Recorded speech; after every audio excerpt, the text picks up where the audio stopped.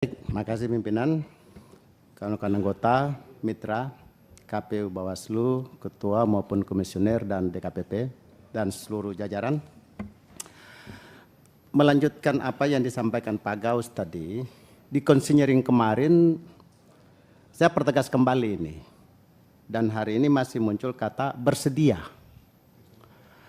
Bahasa bersedia ini saya pun barangkali dipertegas saja, Mas Hasim.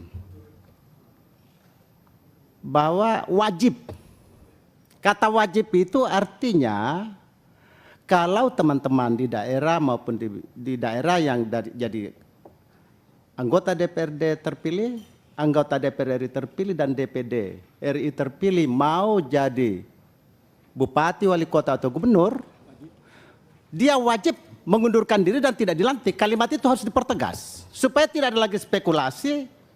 Orang terpilih coba-coba lagi jadi calon gubernur misalkan. Setelah dianggap mereka ini surveinya lemah, saya tidak bersedia lagi bos, tersandra lagi partai politik. Jadi kalimat wajib itu harus nyata di dalam PKPU. Jangan lagi ada bersedia. Bersedia itu kan bisa tidak bersedia. Pada saat tidak bersedia bisa mengatakan PKPU mau diuji lagi di Mahkamah Konstitusi, mau diuji lagi di lembaga peradilan, sehingga tersandera lagi partai politik.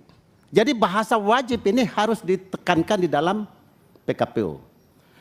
Yang kedua, berkaitan dengan kualitas pilkada nanti. Walaupun ini PKPU kita bicara tentang pendaftaran dulu dan seterusnya, tapi ini rentetan yang harus mulai dipikirkan sekarang oleh KPU, Bawaslu maupun DKPP. Bahasa kualitas pemilu ini kan pertama begini, tidakkah kita pikir money politik dilegalkan aja di PKPU dengan batasan tertentu? Karena money politik ini keniscayaan ini. Kita juga tidak money politik, tidak ada yang pilih. Tidak ada yang pilih di masyarakat.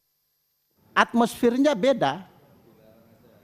Jadi kalau PKPU ini istilah money politik dengan cost politik ini coba dipertegas.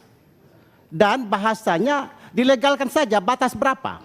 Sehingga Bawaslu juga tahu bahwa kalau money politik batas ini ya harus disemprit. Sebab kalau barang ini tidak dilegalkan kita kuncing-kuncingan terus. Yang akan pemenang nanti ke depan adalah para saudagar. Jadi pertarungan para saudagar. Bukan lagi pertarungan para negarawan, para politisi dan negarawan, tapi pertarungan para saudagar. Karena tidak punya uang pasti tidak menang. Rakyat tidak akan memilih karena ini atmosfer, kondisi ekosistem masyarakat. Jadi sebaiknya kita legalkan saja dengan batasan tertentu. Kita legalkan misalkan maksimum 20.000 atau 50.000 atau 1 juta atau 5 juta. Karena ini permainan semain di situ kalau bisa tindak sebenarnya di lapangan. Oleh karena itu maka dilegalkan saja barang ini lewat PKPU pada batasan tertentu. Yang kedua, berkaitan dengan ini maka Mas Hasim, Pak Bagja dan Pak Ketua DKPP, nampaknya bahwa sosialisasi edukasi pemilih ini teramat penting sekarang ini, mulai dari sekarang. Saya lihat apakah ini sosialisasi teman-teman DPR RI di daerah, kaitannya dengan pilkada ini segera dilaksanakan kembali. Karena kalau itu tidak beri edukasi masyarakat, saya pikir ini kualitas pemilu kita ke depan mungkin terganggu. Saya kira itu, pimpinan. Terima kasih. Assalamualaikum warahmatullahi wabarakatuh. Assalamualaikum. Tadi apa Pak yang 20.000, 50.000, 1 juta itu apa ya? Maksudnya apa? Serangan itu, serangan fajar atau serangan tidak wajar. Karena tidak ada lagi serangan fajar sekarang, serangan 3 hari terakhir. Jadi serangan wajar atau tidak wajar.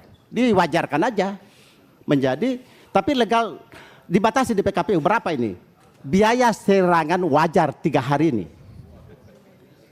Dilegalisasi aja di PKPU-nya itu.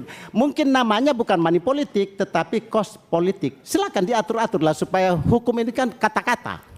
Begitu kira-kira pimpinan. Makasih.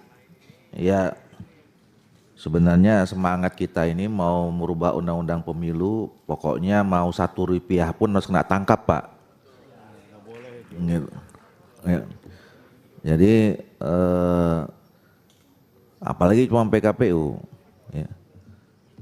Memang saya kira kita semua ini merasakan bahwa situasi pemilu kemarin itu tidak wajar kalau bahasanya Pak Hugua. Ya termasuk Pak Hugua juga pasti merasakan. Nah oleh karena itu caranya kita harus memperbaiki, membuat aturan yang lebih kuat, lebih keras, lebih detail, ya supaya itu tidak terjadi, kira-kira gitu.